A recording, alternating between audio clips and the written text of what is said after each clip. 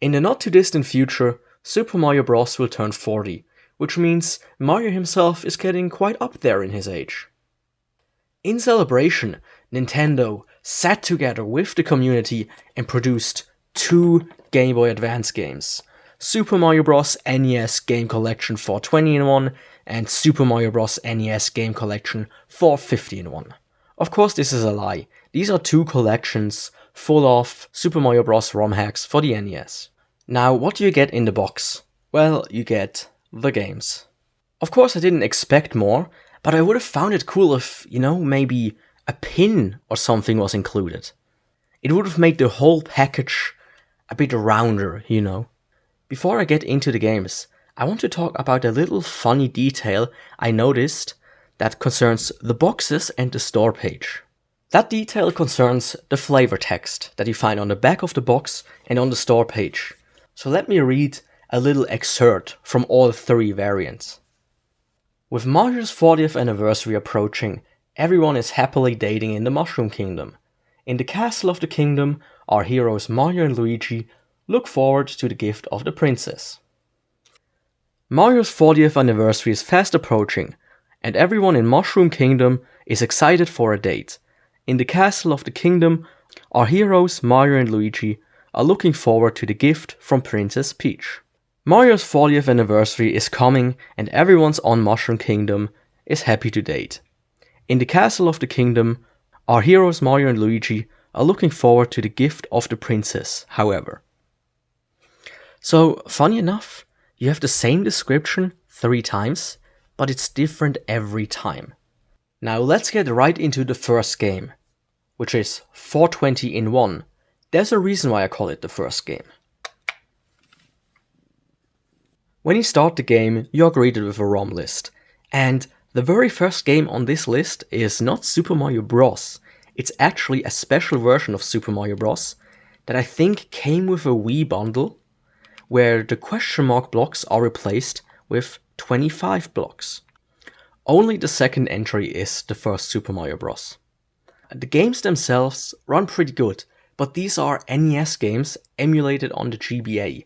So because the resolution of the NES is higher than the GBA's, you will have some flickering because the emulator tries to draw everything with a little trick. While I was talking, you might have already spotted something. The number 10 is followed by the number 14. This is a common occurrence on this game cartridge. There are in total 115 missing numbers. On the flip side, however, you have a bunch of duplicate numbers, like here 409, and these aren't the missing entries, these are really just duplicates. And how many are there of those? 115. So you don't get 420-in-1 games, you get 305-in-1 games. And out of these 305, there are a bunch of ROM hacks that I think repeated themselves at least a couple of times. But that's all there is to talk about the first game, so let's get into the second game. You might now see the reason why I call this the first and this the second game. The numbers start at 421 and end at 870.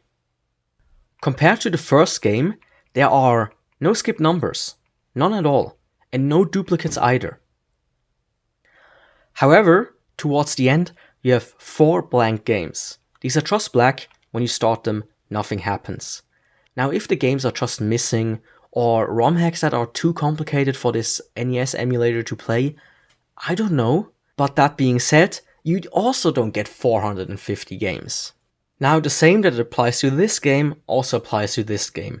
I think I've seen a bunch of duplicate ROM hacks between the games.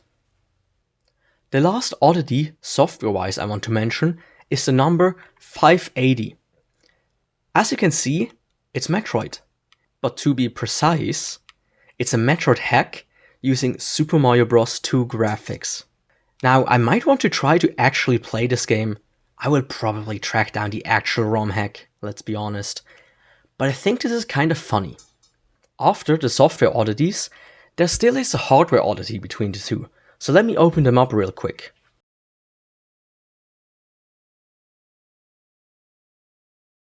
I think it's immediately apparent what I mean. It's not the chips. That's quite common that they use different chips because they just take what they have on hand and put them on these flashcards. The oddity here is the battery. And this kind of gives me a theory.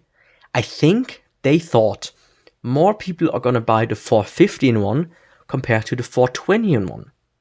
It might be a coincidence, but it seems like the 450 has way more quality control and it has, in quotes, more quality components. I mean the battery. Now with everything said, would I recommend buying one of these, or both even? To be honest, no. But if you want to try them out, I dumped the ROMs off of both games and put them in the description. But if you really want to buy one, go with the 450, it has way more content. Also in parallel to this video, I will upload 2 videos where I will scroll through the game lists. One for the 420 and one for the 450.